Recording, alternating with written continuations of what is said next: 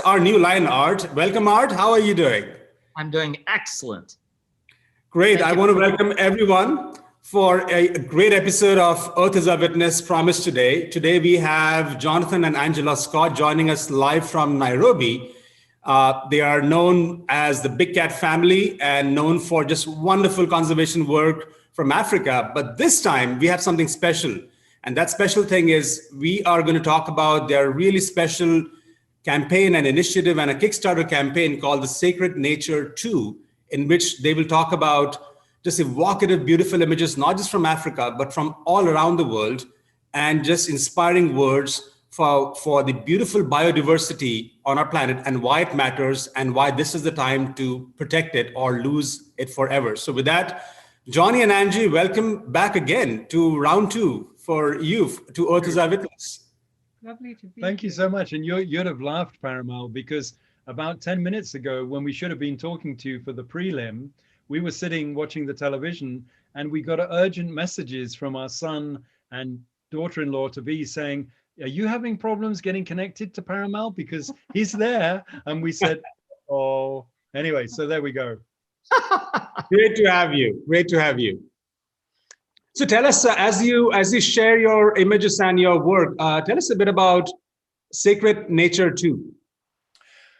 Okay, so 2016, Angie had a vision, like I know Art would have, as a photographer and artist, of creating the book that we would all love to be able to produce, showing our images big, on the best paper, so beautiful Japanese paper, printed by a high-end printer, 300 pages, big book, which are generally, a publisher is going to say too big, too expensive, we can't do it.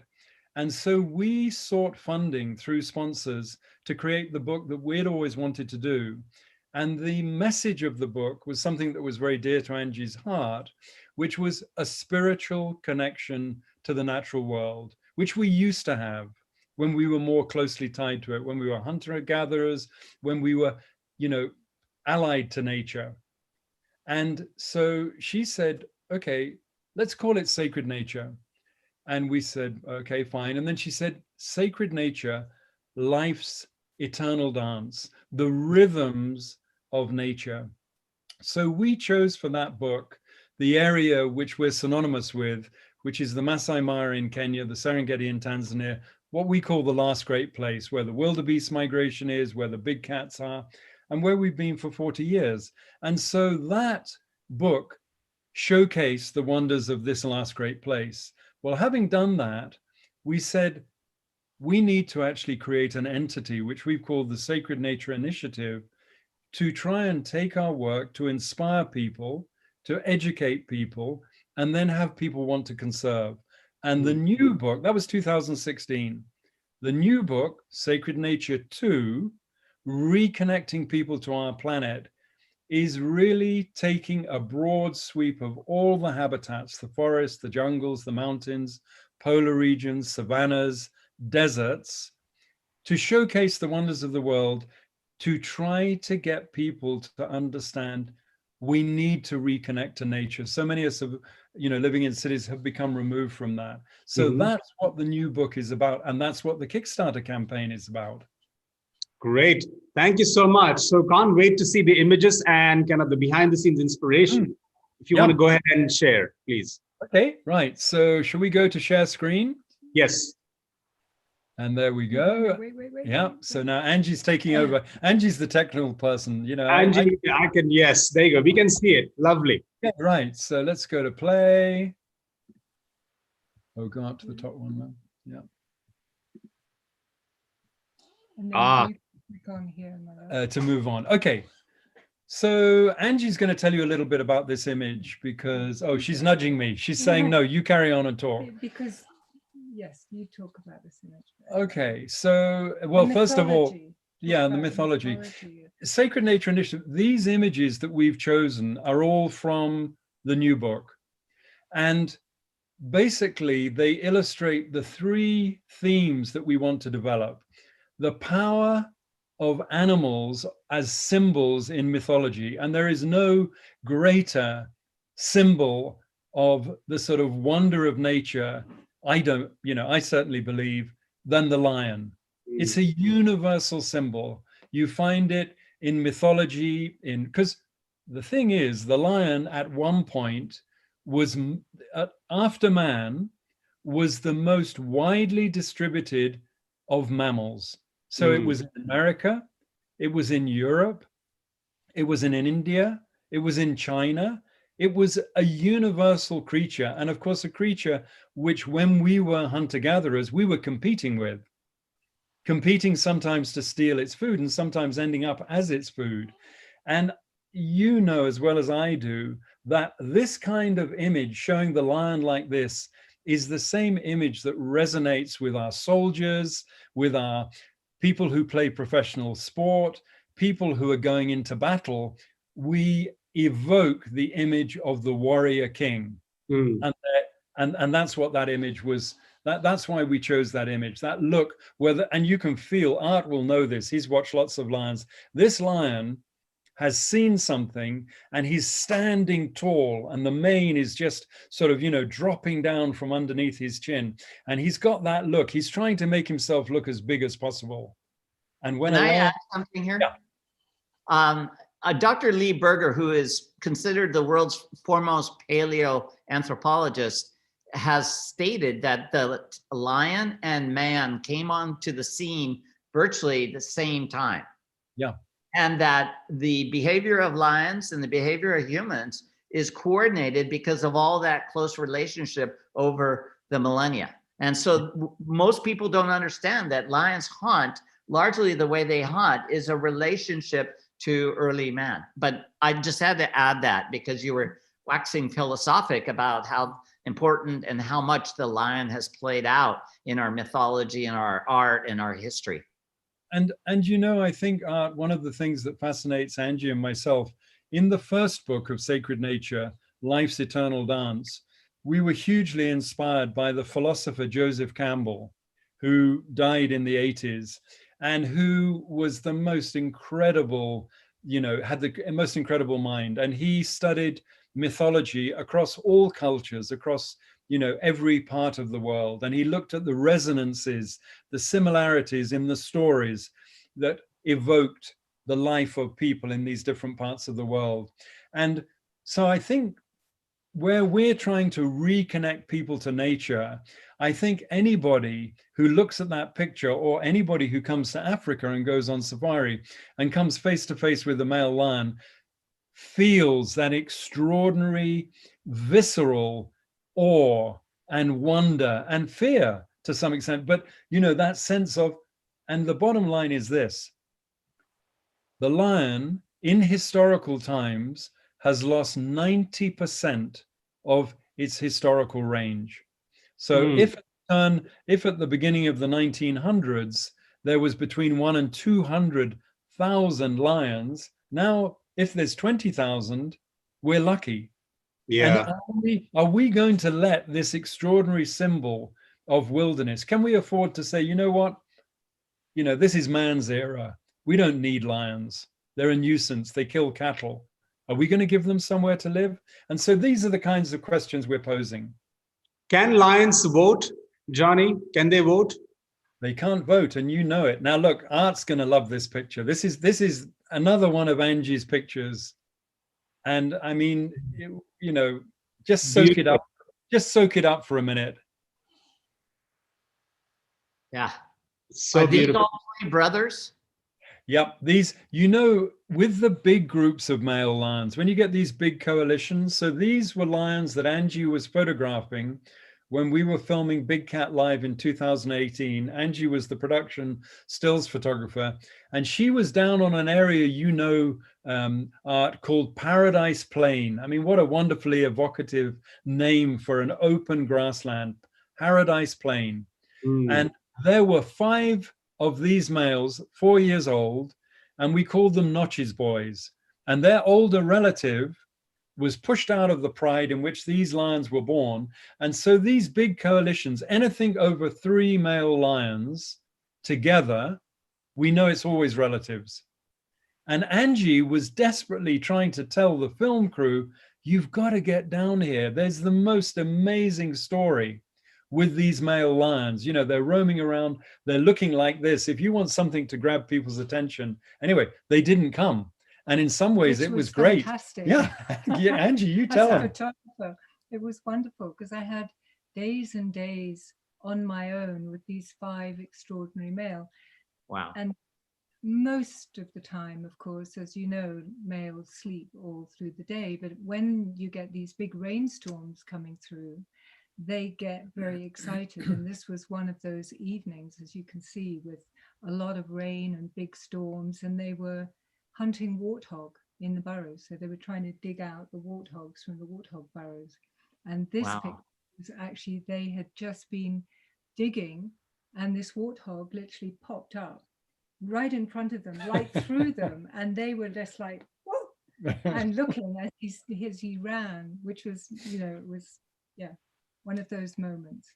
What a beautiful palette of color. From the rich blues to the orange of the mane, the vibrant green. I mean, it's those stormy days, saturate color. And, you know, this same shot, even in just bright overcast light, would be flat and uninteresting. It takes this atmospheric conditions to bring out that richness of the environment. I just love this shot. This is one of those shots that, you know, as photographers, we're always trying to get something better. We're generally dissatisfied with the result. We always have, there's something to complain about. The horizon wasn't quite right. You know, you didn't get this, didn't get that. But there are some pictures, and when I look at this picture, one of the things I love about it is, it's very tempting for people when they see a situation like this, they want the lions to look at them. They want to engage with the lions. But what I love about this is those lions direct your vision into their world.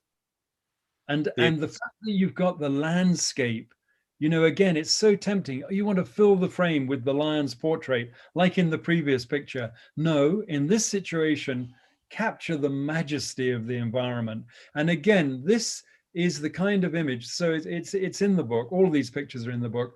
But what we're trying to remind people of is not just what's out there, but what we could possibly lose if we don't start to wake up and to conserve and protect these last wild places. Because, you know, lions need big areas to prosper. They need real estate, just like we do. So how about this? So now a different kind of look of capturing the landscape. Now, Angie took this. She's got one of her cameras. Tell us about the. Is it? Yeah, it's a very, very old infrared camera. So it's not the crispest, sharpest, but it's a lot of fun when you have those, you know, middle of the day when really the light is so harsh. But you get an infrared camera out, and of course the clouds go this wonderful puffy white, and yeah, the lions have been sleeping on, this is an old broken down tree that we've known for years and years and years that the lionesses always bring their cubs to. And the film crew called me because a big buffalo herd had come through, and there are little tiny cubs in there which the mothers are trying to protect, and the buffaloes were coming to the tree. And it was just one of those moments that you couldn't really do much with because the light was terribly harsh. But I think it gives a different feel, perhaps, with an infrared camera. Yeah, with the infrared, it just makes the clouds so luminous and light. So when I look at this photo chosen with infrared rather than trying to just desaturate a color image into black and white, it creates a really very airy and light and conveying that sense of open space. So I think it's a really fine choice of how you captured this image. Yeah, and you know, that's a very pertinent point you make there when you pick up on the intention really of using this picture in the book was that thing about wanting to try and evoke the vastness of the landscape. But when you mentioned how, you know, the open up of the habitat, that's one of the things of having spent, you know, 40 plus years in this area. This is actually Musiara Marsh the heart of the marshland territory. And what we found over these 40 years is how much the area has been impacted by the elephant population, by fires, by vehicles. This pile of rubble, which is actually the remains of a giant fig tree and is now a sort of, a den where these mums can bring the cubs out in this area and protect them in the open there. It used to be 3 iconic, massive fig trees. And over the years, they've gradually been whittled down. And we actually call this Dave's tree. And this tree, when we were filming Big Cat Diary, if you were on the lion team, then after the sun had set, we would congregate at Dave's tree and have a little sundowner and celebrate a wonderful day. So there's a lot of meaning for us in this picture. Yeah. I love the sense of discovery in this image as well, because of the sky. I noticed the sky. And if you actually go back for a second, I almost didn't notice that there's a second lion sitting there. I just noticed the one lion, and then suddenly I realized there's one more. Yeah. And I know that Art would be feeling the same thing. Probably when you arrived, both of the lions could have been lying down on the tree, but because this buffalo was approaching, one of them stood up and is just letting the buffalo know, you're not going to just push us around too much.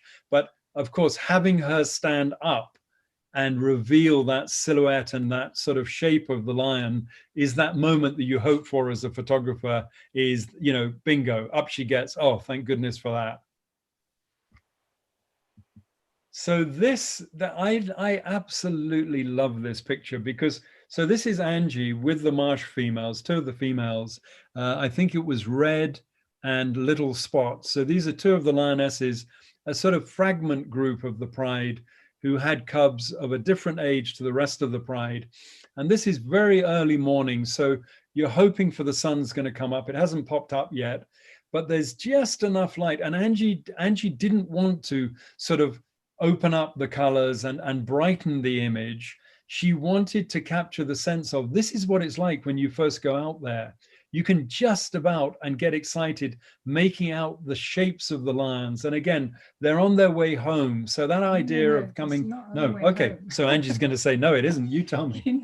Okay, right. She's got a better story. No, but the image itself is a really bad image in the sense it's so noisy because it was almost dark. But anyone that sort of has been out there taking photographs of lions, you go out when it's still dark and you go to the area that you've sort of left the lions the night before, and you're just hoping, and you sit in the dark having your first cup of tea, just listening to those sounds as the dawn comes up, but there's still no light. There's just that wonderful sense in the morning, the stillness and the quiet. And often in the marsh, there's this mist. And, I'm sitting there wondering and hoping, and these, the 2 lionesses, that little mound is actually Dave's tree. So the 2 lionesses were coming out from that area. So they moved out through the mist towards my car. And there's such a glorious sort of excitement because it's your first greeting of being with the lionesses in the morning.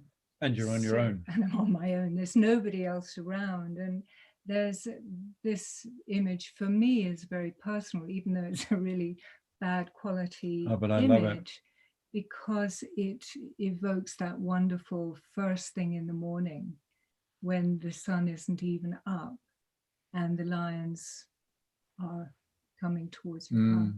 So, and it's what you're always hoping when you go out first thing that you will find the lions, if it is lions, or the leopard, that you'll find what you're looking for before hopefully you'll find them before the sun comes up, and they won't then go and lie down before the sun comes up. But you're just hoping you can find them and begin to work with them, and that not too many cars will get there and it won't stop the flow of things.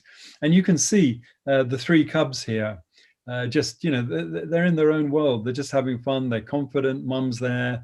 They're stalking each other, playing around. But I love it. It's just got that lovely feeling of what the Mara means to us, a special place first thing in the morning. Beautiful. And I totally get, Angie, I totally get the feel that you're trying to describe here. It's early morning, it's fog, it's a very unassuming image. It's not trying to impress. That image is not trying to impress anyone. The image is happy, is content. It's a very content look. And that you mentioned you had this while having your morning tea. Sold me on it. I love tea. So let's see what we got next. Now this, I love this shot. I tell you this. So this is Angie again. And we were on safari. We were actually with a group. So we were hosting a group, and Angie was in her own Land Rover. She was by herself, but we were in the same area, and we came across this group of. Well, I came across the group. Okay, and you came and barged in with your whole group. Yeah, but but she'd already got the best position. Don't worry. When she says we came and barged in, we just sort of came to have a look. But it was an amazing scene. Again, first light, the hoary mist and the breath of the lions. And you can see this is a young female. And you can see, if you know lion behavior and the way she's slightly nervous. And it was because the hyenas were gathering, who might have killed the wildebeest in this. It was like a stream bed. And so and they all were heads down, and then every so often heads up looking for the hyenas. But it's primal. This is like a sense of, we're not lions. You would not want to be in the mix there. When you heard the noise of the growling and the grunting and I just love it. Yeah, no, it's definitely primordial. I mean, these are not pretty cats in fluffy white flower beds. These are cats out there in the mud, the blood, and the mist, and it's really conveyed. It's a beautiful image, Angie. Thank you. Yeah, and of course we were all jealous as hell, because we were there was only really this one position for the side light, which Angie loves, side and back light when you can do it. And these kind of circumstances, I say, with their breath and the mist, and it was a chill morning, and they were down in this valley, so the mist was there. And we kept looking over, we stopped taking pictures and kept looking over at Angie and thinking, that's where I want to be. And Angie was like, yeah, you got to be kidding. You think I'm moving out of here? I love the storytelling of this image. I mean, yes, you talked about the beautiful side light. You can see the light on the whiskers, well, but also the abstract quality that you can see through all the kind of, on the side, you can see there are multiple lines, but the face is only one. So, there are multiple of them. It's just a beautiful storytelling shot. Well, you've got those lovely shapes. Look at the shoulders. Yes, that's what I was, shoulder blades. Yeah, that you've got it's almost like a landscape, isn't it, of three mountains. Sometimes you look at a silhouette of mountains and you've got these multiple ridges. And of course, what makes it, and I think this is something when we often, are teaching photography is identifying the shot. You don't, and of course we took lots of shots which included more of the lions, but this was the shot. And of course, when this head popped up, you just thought, that's it. That's the shot. Yeah. Okay, but now how about this? This is the same thing, but oh my God. I love, I know I don't just love my wife, I love her photography. Look, what I love about this? These lions look like they want to kill you. Yeah. They're looking at the hyenas, and that's why it's nice to be able to give the context. So hyenas were whooping, they wanted to get in there, they maybe even made the kill and got pushed off. But look at the one in the middle, how their ears are back, and the sort of malevolence, or what's the word, Art? When you're just pissed off. Oh, you just call it. Can I answer that? I've never had that feeling or emotion. I'm such a gentle soul. I have had that. Can I answer that? I just call it super pissed off. You got. Very eloquent. Yeah, no, it again, I used the term primordial in the previous image, but this is even more so. And the choice of black and white is great. But yeah, there's no mistaking both the expression of the cat on the far left and the one second from the right, Yeah. my God, those looks are penetrating, beautiful. And what's quite nice is the lion on the right is an adult female. Can you see she's just got a slightly more mature face? Yeah. And she's sort of, and her ear is up. So with her ear up and her facial expression, it's a little bit sort of cleaner and sharp. And but I also like the two lions on the left. If you look, it's so funny because look, they've got two faces with three eyes. Yes, they share an eye. Yes, in fact, that's a common. Exactly. But again, when you look at the picture, and I know this appeals to art, the symmetries, the sort of the geometry of the shot, the placements, of which of course Angie didn't place them, but you know, you just know this when you're looking and doing your editing, you know, there'll be other shots in this sequence where the head was a bit more messy, or this, you know, there wasn't three eyes, there was, and this is it. And this evokes, and again, it evokes for me wildness, that sense of otherness. The look. I do want to commend Jacqueline on as one of our viewers. She did see that they almost share an eye. If you look at the pupils, the feeling I see in this one is essentially they will stop at nothing to protect their kill. Oh, yeah. Even if that means killing something or losing one of the members, they stop at nothing. It's like they mean complete business. That's the look. Absolutely. And as I said, what was extraordinary too, as you can imagine, with all those heads so close together in the feeding position and everybody trying to get their mouth, you know, they've just lifted their heads up because there's been a lot of whooping, but very quickly they put their heads down again and then they're growling, and, you know, it's between them and the eruption of growling and snarling and bared teeth. Oh. Can I just share, if you go back for a second, the pupils dilating. And I've had that experience when I was in Serengeti 10, 15 years back, when I was trying to photograph, and I had a very cheap zoom lens at that time, and the lens made a bit of noise. So there was a male lion sitting, just like, you know, the first image you showed. And he sort of, when he saw the zoom lens go, you know, and make that noise, it alerted him. And he got nervous and he got up and the pupils dilated and he looked straight at me. That look I can never forget is one of the most scariest looks, is when the pupils dilate and they look straight at you. And I love that look here. It's a very similar look.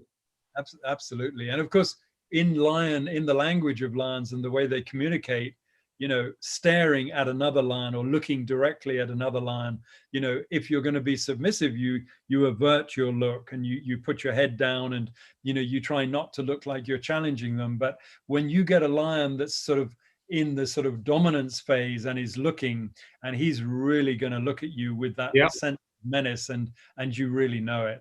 Yeah, I knew it. My driver said, Parimal, sit down. I remember that. Yes, that would be it.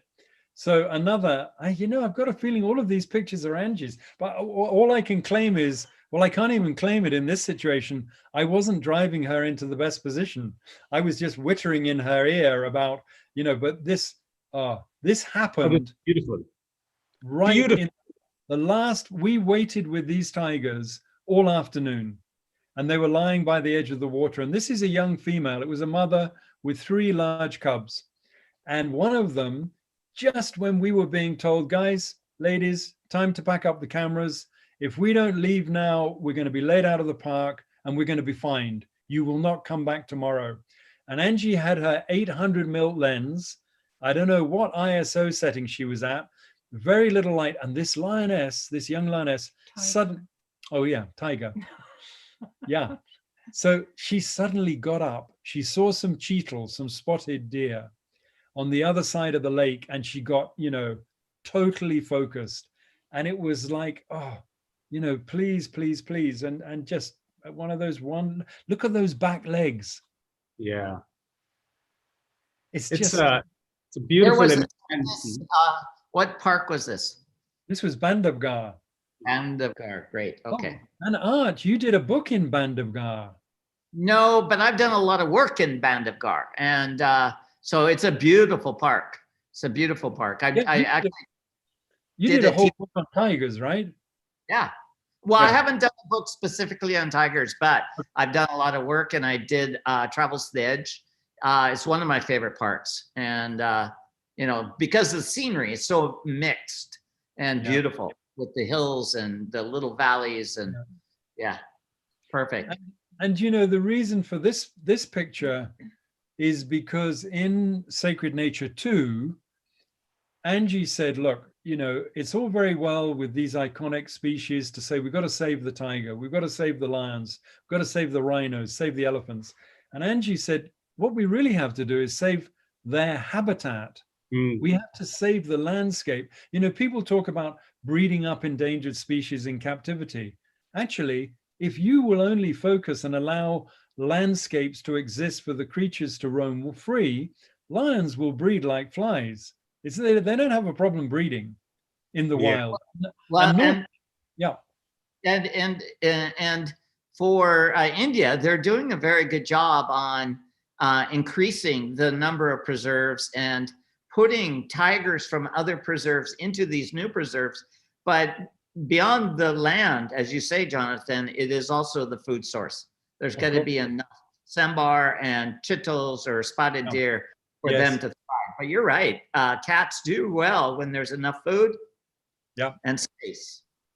And the problem, so that's why for the Sacred Nature 2, Reconnecting People to Our Planet, we went from Sacred Nature 1, Life's Eternal Dance, Africa, Mara Serengeti, and we said, let's try, and how timely was it?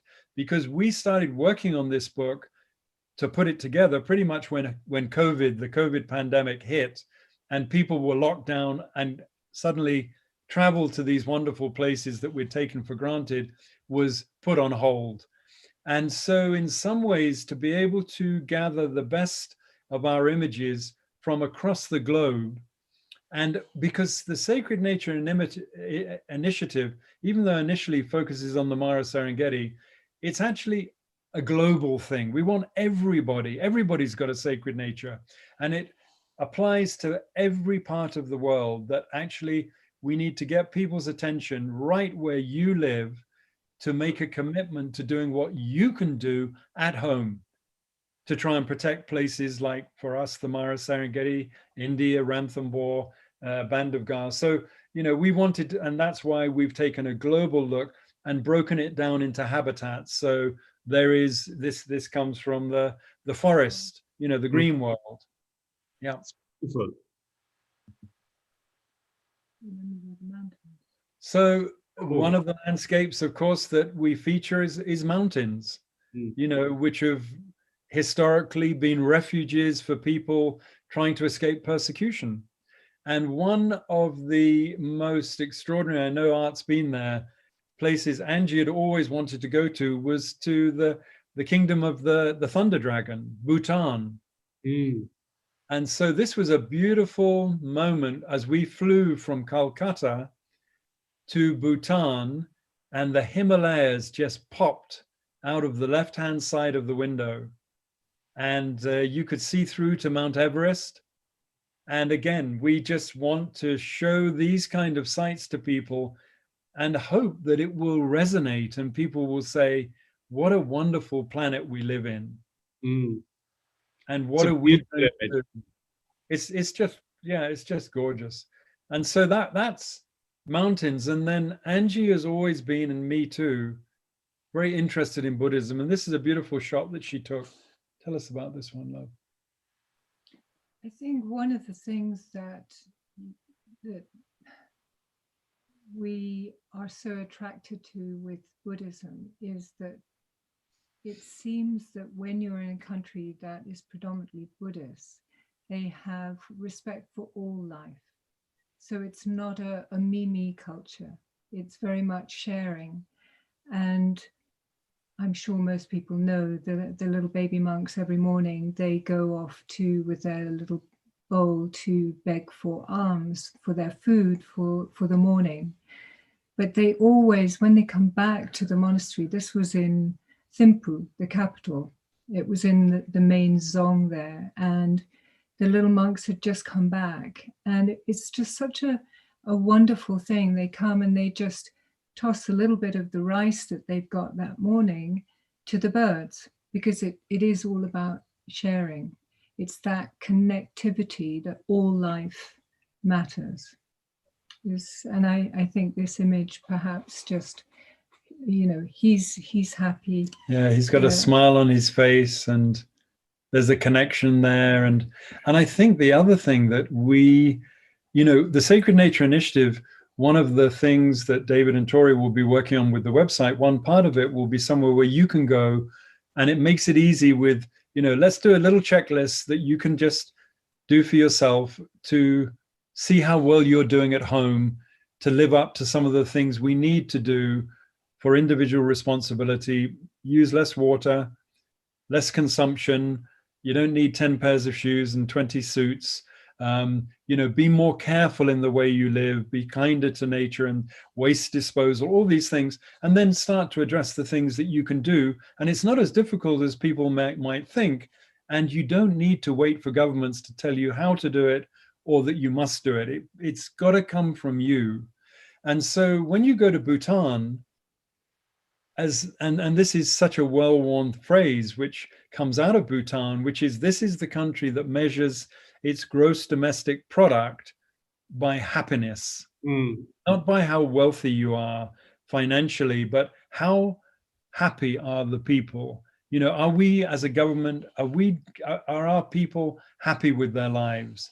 And that more closely aligned life, connected to nature, and with a more simple way of life, with less material, driven needs of got to have the best pair of this and best pair of that and a better car and a better house.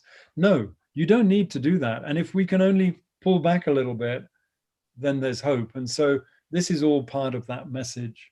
And I think too, people have lost the connection that actually, if you give, and if you're part of that, giving to nature, loving nature, being in nature, you're actually much more mentally happy, calm. You as a person are able to cope with your life much better than most people in the cities they're fighting. If you walk down the street in London, if people bump you or you bump somebody, they will snarl at you because they've got so much of that cortisol pumping around in their bodies. But you never feel that when you're in Bhutan. People are so willing to share and help you, and you feel instantly happy, with your life, and I think if there was ever somewhere where if you wanted to melt down and get upset, then do it in Bhutan, because people will just soothe you. They will just reach out to you and they'll just put a hand on you and say, it's okay. You just must learn how to calm the mind. And so it's a wonderful therapy.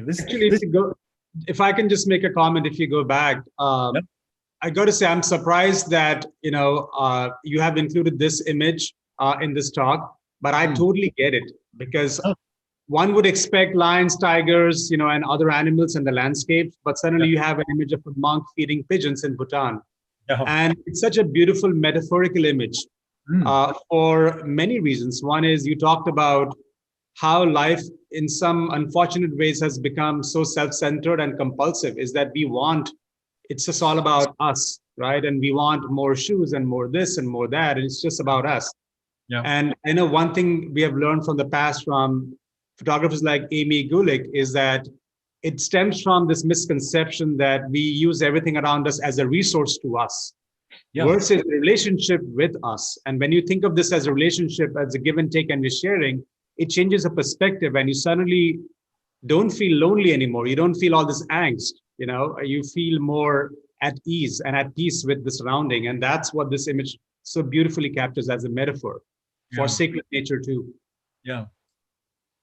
I think it's trying to realize that we don't own the environment. It's not a commodity that is just there for us to use recklessly.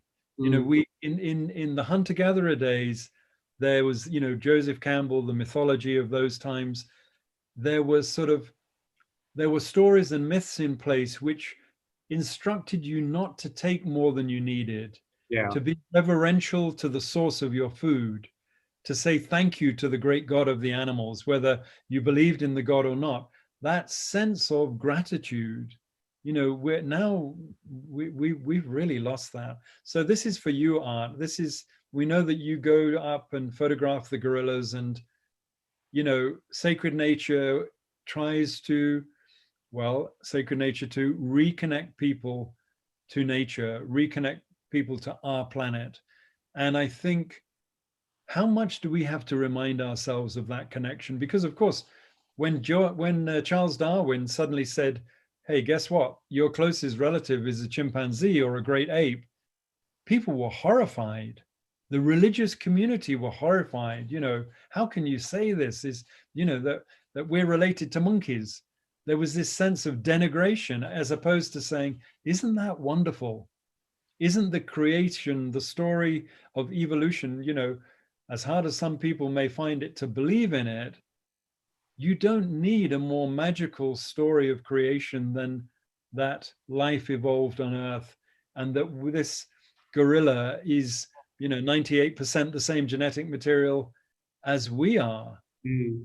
And it's a lovely image. And you know, and who shot this? Was this Jonathan or Angie, or does it really matter? I think what's great about this image is it implies what I've experienced multiple times around the great apes, is that you can be extraordinarily close to these animals and they're not fearful of you. And they often look away as if you're not even there. And this shot is contemplative. So it's thinking about something else, not necessarily the juxtaposition of the photographer capturing the image, which then implies how intelligent they are. They're analyzing, they're looking, they're not afraid, nor are they aggressive towards you. And so I think it shows the connection to humans, and that humans are just one more animal on the planet. Though a lot of religious people would dispute that, it's intelligent people that know science and know history understand that point. And, you know, I think also what's so impressive, you know, a male silverback gorilla, this male, we'll tell you a little story about him. He was called Rafiki, and he's in Bwindi impenetrable forest in Uganda. And he was the silverback, he was the dominant male. And what is so impressive, you know, this animal maybe weighs 400 pounds, so 180 kilos, and yet the self-contained control of that awesome power, they don't use it recklessly. You know, occasionally, yes, he might beat his chest and stand up and send a message across to another male in his group. But in general, it's very controlled, that the power that he honors that power. But I think also the other thing to remind you is, and it's a shocking story. So Rafiki was the male who was killed with a spear through the chest last year. You might have heard of this. So he was surprised, or a group of 4 poachers or meat hunters who were setting snares for duikers and bush pig and other creatures. They bumped into this family of gorillas, and he probably, you know, maybe mock charged or whatever it was, maybe not. But anyway, one of the poachers speared him in the chest and he died. Oh, no. And having gone back, we were with a lady, Greet Van Melderen, who's photographed these and invited us to go and join her. And so for the last 3 years, I'd gone up there. Angie unfortunately couldn't go. And I'd gone with Greet, and we'd gone up there. She'd been over, you know, 5, 6, 7 years. And so we got to know a little bit about the personality, the individuality of this male. And it was so shocking when we heard of his death. It was like losing somebody close to you, because you could not help but, on spending time with animals such as this, feel this extraordinary sense of privilege and of connection. And as I said, in the book, we wrote up the incident because it happened just when we were finishing the book. I said, when you come face to face with a creature like this, you feel so humbled. You almost feel like getting down on your knees and thanking God for the whoever God might be, thanking God for the opportunity to experience other nature like that. And again, it's that kind of connection that we want to bring home to people, because sadly, people are eating bushmeat from gorillas and chimpanzees, in cities like London, New York, as exotic meat, for a high price. It's a tragedy. It's very sad. It's very sickening, actually. Yeah. When I look at that image, it's so unfortunate that Rafiki was killed, because we might think it's just one gorilla, but actually they're a whole family, they're connected. They're as family oriented as we are. So when you lose a family member, there's a whole family dynamics that's disturbed as a result of it. There's cascading effects of that. Particularly when you lose a silverback, a dominant male. It's like when a trophy hunter kills a male lion in a pride, now suddenly the coalition of males that are dominating that pride is weakened. It means there will be nomads come in. It means there'll be infanticide.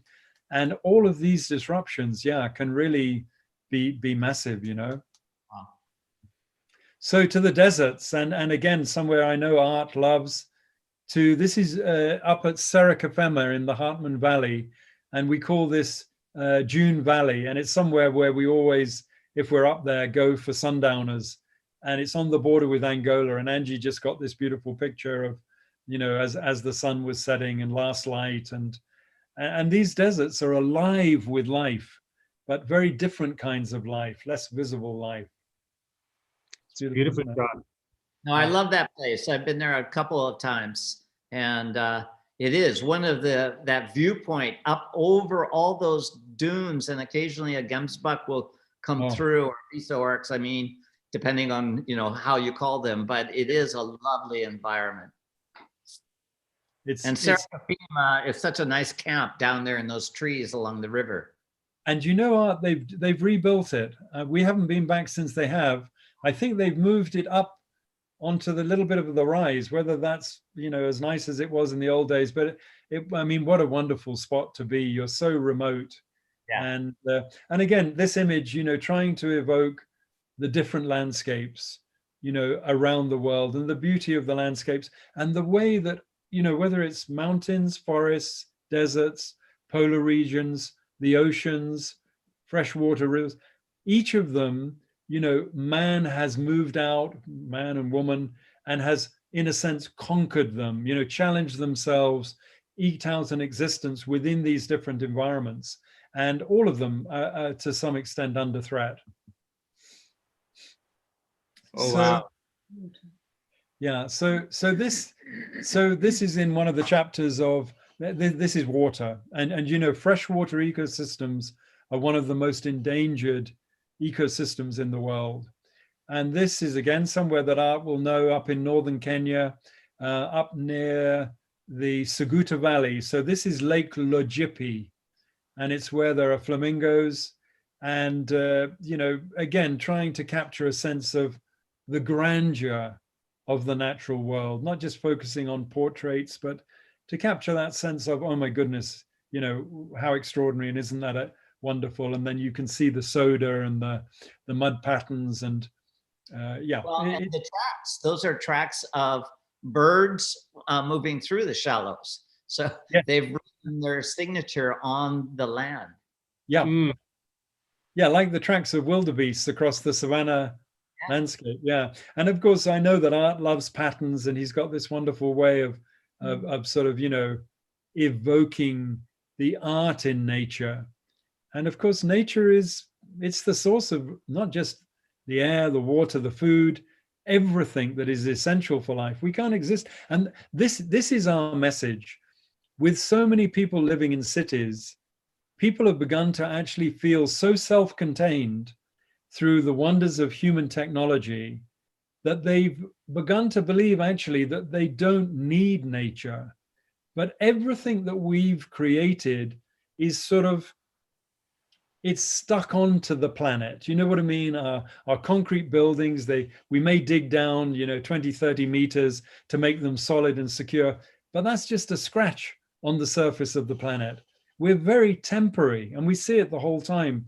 Buildings over time break down, and nature reclaims old houses and old sort of, historical monuments, Machu Picchu, all of these things. So the planet, planet Earth itself is, we need to remind people that actually, whether you think it or not, in the safety of your house, eating out of the fridge, don't think for 1 minute that everything that you think of as your world is dependent on nature. So we've got to reconnect to it, otherwise we won't value it, and we'll continue to make such a mess of it that we have in the way that's now coming back to bite us.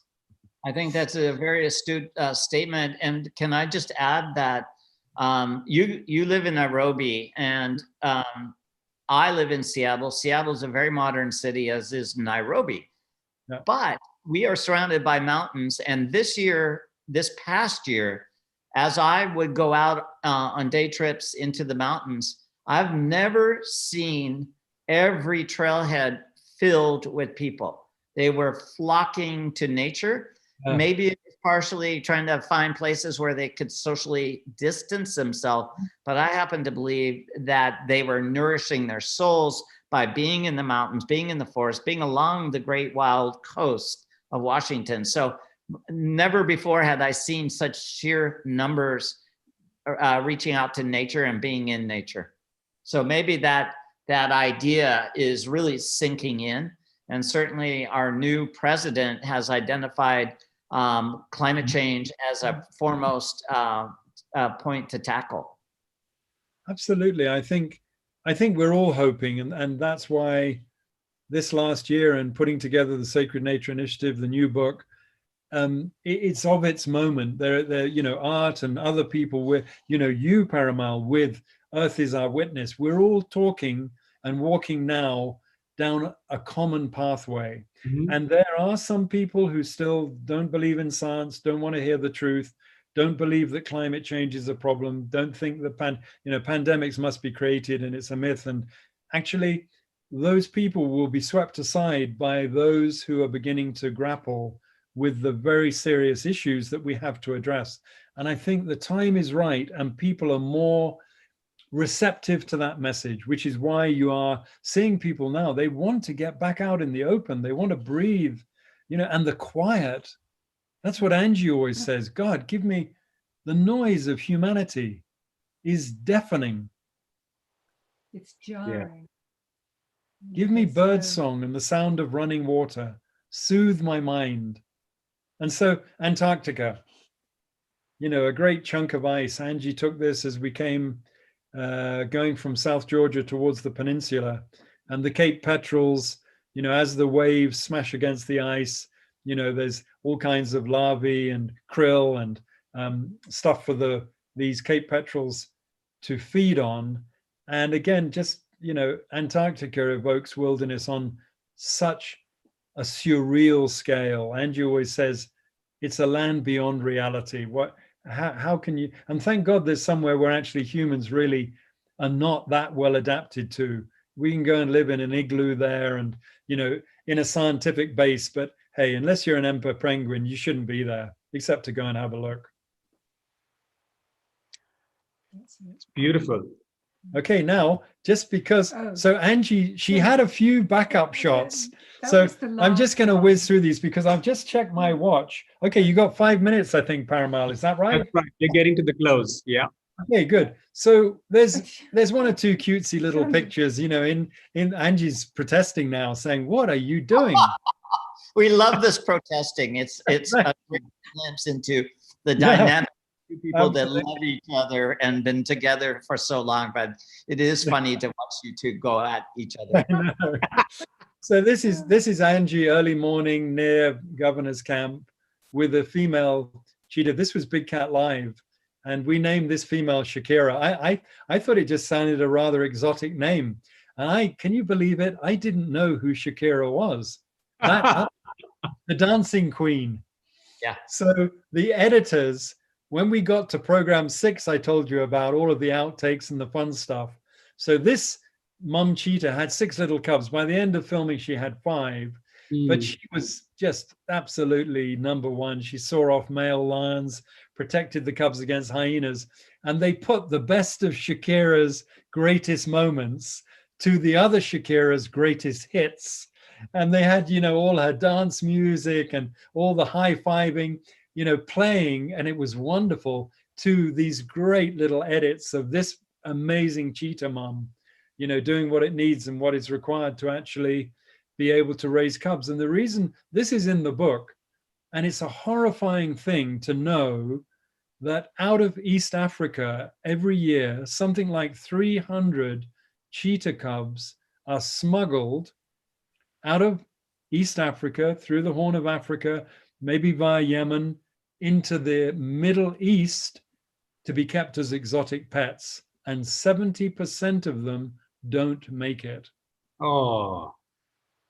So it's following the lines of ivory out through Khartoum and the Sudan into the Arabian Peninsula. Yeah. And that's exactly where much of the poached ivory is being channeled through.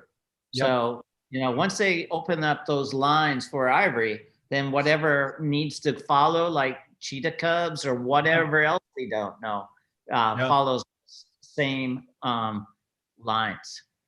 And sadly now, with what, 4,000 wild tigers, 25,000 wild lions now, from the breeding of lions in captivity, there's a whole industry, as you know, in South Africa, canned hunting, petting zoos, and then some of these lions end up in body bags and then are sold into the Far East as, tiger bone for traditional Chinese medicine. So it's a pity. Now, I love this shot. Oh. Isn't that, look at the art, look at the body language, look at that front paw and the tail up, look at the intent. So these are the two lions. Remember earlier on, we showed you the rather low light picture of 2 lions and 3 cubs? This is them. Oh. Coming down a pathway, but look at the intent on that front one. Yeah. It's beautiful. beautiful. I love this. I insisted, this is Angie's shot, I insisted this has got to be in the book. Yes. It was taken. It was practically Angie was dark, screaming. and it's So noisy. It's so noisy. The shot to get any kind of color into it or any kind of light was really quite difficult. But it had to be there. So this is the marsh. This is the marsh pride. This is why, we chose the Big Cat People as our brand name, because we really have spent, over 40 years since 1977, not always in the Mara, but always following the story of these lions that we featured in, Big Cat Diary, more recently in our new TV show, Big Cat Tales. And again, this is Angie. Look at that shot. Isn't that a cracking shot? Beautiful. Beautiful shot.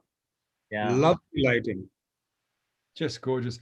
This is just up Art. This was just above the spring which feeds Musiara Marsh. So no. It wasn't. Oh no, it wasn't. What was it? It was just a Chechen. It's okay. I'm used to being corrected. It's great. I like it. This is a sign of a happy marriage, is that she's going to correct you. Jonathan, you've got to learn to say to Angie, never correct me in front of people I'm trying to impress. I say that to my staff all the time. They correct you on little details that are so unimportant. I know, but you see, what I love about this is, and what I love about Angie is it makes it so real, doesn't it? Because, you can tell these guys really didn't rehearse this, right? They're just... No, we don't rehearse. We do not, we don't, be honest, we don't believe in rehearsing, because then it's not authentic. Well, you wouldn't get all this. You wouldn't get all this kind of stuff. Exactly. Anyway, so it wasn't taken in the marsh. And they were coming in. Oh, wow. Okay. You remember that evening? You were there. I'm awestruck. This could be the last picture. It is. Oh, Angie says it is. There's just a lovely... No, there's one more. Look at that one. Oh, wow. Bonus. Beautiful. Look at the sky. Isn't that just, I tell you, the marsh, early morning in the marsh. you don't need to go anywhere else. And I remember Alan Root, the great wildlife cameraman, people used to say to him, why don't you go to India? Why don't you go to Alaska? Antarctica. And he says, you don't think I've got my hands full just trying to cover what's right in my, back garden? Yeah. It's beautiful. Beautiful. So question for you. This is really heartwarming. I'm going to read actually a comment instead of saying that. I'll read a comment from Margie Cooney. Amazing photos and heartwarming messages to protect and conserve our environment. Thank you. So I echo that. It's so wonderful. I got to say I enjoyed this a lot because it's not just beautiful images, but you had stories from all around the planet that talked about the interconnection between us and nature. And also, we got to see that you're not showing just Africa photos. There's photos from all around the world. India, absolutely. Antarctica, the deserts is just wonderful. Where can people find out more? How can they contribute to your Kickstarter campaign, Sacred Nature 2? What's the best way for people to contribute, and what does it mean to contribute? You know, you're the technical guys. All I know is we have a Kickstarter. It's running through to the 4th of March, and it's from the Big Cat people, and it's for the new book, Sacred Nature 2, Reconnecting People to Our Planet. So if people go to Kickstarter. Yeah, so Angie's saying if they go to Kickstarter. And just punch in Sacred Nature. And then great, I got it. Let me recap it for everyone. And I'm going to put a link to the Kickstarter website right after this talk as we drive more audience to this one, is to go to Kickstarter page, search for Sacred Nature 2, Reconnecting People to Our Planet. And it's a new book by HPH that's coming out in August. Is that right? And all these images that you talked about and the stories are, and many more are in that book. Yep. And the proceeds of that also go to your nonprofit, Sacred Nature. Is that right? No, they're going to go to our pension. No, yeah, I'm only kidding. We're so old now that we're nearly out of here anyway. No, the idea of these books is basically to help, you know, as the flagship, as the visual presence for the Sacred Nature Initiative, and then part of the proceeds from the books and as much money as we can raise through these kind of things will go directly to launching the Sacred Nature Initiative and getting things, you know, because this is now pretty much our life's mission, is to continue this story. Great. And you're right. You know, Kickstarter, I'm reading Gretchen's message on Facebook as well. It's super easy to contribute to Kickstarter, to Sacred Nature 2. In fact, I'll be pledging after this talk, I'll be pledging my support too. I would love to support this cause. I believe in this. And I'm sure many of our viewers also believe in this. So let's try to make this happen. And with that, I want to end with one question to both of you, starting with you, Art. Art, looking at this body of work, Sacred Nature 2, what is the one big thought or message that comes to you, starting with you, Art, and then final words from Johnny and Angie, you guys? Well, I think that, I have a couple points. I think that this body of work really shows the passion of both Jonathan and Angie and their lives spent well, and they've got many, many, many more projects and years ahead. But at this point in their lives, there's no distractions. They'll do whatever they need to do to continue contributing to the health of the animals that they love and the environment that they need to survive. And the other point I want to make, it's really interesting to me, Jonathan and I actually passed each other and waved, oh my God, in the early 80s in Kenya. And we haven't spent much time together, though one nice, lovely day in London, just walking around and having lunch together. I love that. And in a previous encounter, we were both at the Royal Geographic Society in London as well. But yeah. I totally admire the work that they do, and I support it. And I'm also working on my own book called tentatively Wildlife in the Age of Anthropocene, which is the age of man. And for that, I'm showing so many of the same locations. But, you know, we're individualists and we've got all sorts of different angles and ideas. But the idea in my book is to showcase how animals are adapting to increased human presence as well as climate change. And so it's interesting that three souls that have devoted most of our lives to the wild have arrived at the same conclusion that this is what we need to do. So that's my point. I think that's so true. Yeah. Any final words, Johnny and Angie? I thought you had them a question. You have to ask them that question. Yes. Any message for us all as we look at the Kickstarter, but beyond the Kickstarter? Well, I think the first message is how unbelievably generous people have been, not just in terms of the money they've been putting into the Kickstarter, but with their comments. I think encouragement. Yeah, Really there's nothing more rewarding than, and in some ways it mirrors the response we had all those years with filming Big Cat Diary. There was a hugely feel-good effect which was coming back to us from our audience, from the general public, who was saying, we like what you're doing, we want to be part of this.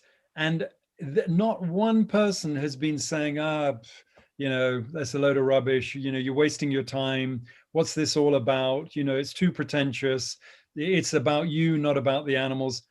There's been none of that kind of stuff. And I think it says to us that people understand that we're passionate about this. We're not doing this because we want to make money out of it. That's absolutely not the case. We've had the most extraordinary lives. We want to give back because we love this world. We love this planet and we love these extraordinary animals. And we want, and it sounds a bit trite, but we do want our little grandson to still be able to go out. It may be different, there may not be as many lions, but even if there are some creatures still there, is still some will, that's what we want. And it's essential. It's essential. Thank you so much. Angie, anything you'd like to add? No, I think between Art and Jonathan, they said everything that was needed to be said, but thank you. That's all I'd love to say. Thank you. Yeah, I mean, absolutely. No, I mean, Parimal, we can't do this without people doing what you're doing. It's a collective. You've given us a forum in which we can express what we're trying to do. And that is hugely important. And I mean, I love the stuff you're doing. We both do. And, there's all these wonderful photographers you're bringing together. And we're all after the same thing. Yes, thank you so much. I do want to thank you. Thanks to both of you, Johnny and Angie. It's always great to hear directly from you. And what an inspiration you are. Art, thanks again. And thanks to all our viewers. Let's make this happen. Please do check out the link on Kickstarter, Sacred Nature, to reconnecting people to our planet. I'll be pledging my support as well. And I can't wait to have you back for round 3 in the future. With that, thank you. Thank you. And is it Art? Is it tequila time yet? No, it's just the beginning of the day. So I've got a lot of work out yard, but you know what? I'll revisit that bottle towards sunset tonight. I'll drink a toast to your project and to the humans that you two really demonstrate how to live. And to Tori's birthday. Oh, today? Wow. Tomorrow. Tomorrow. That's wonderful.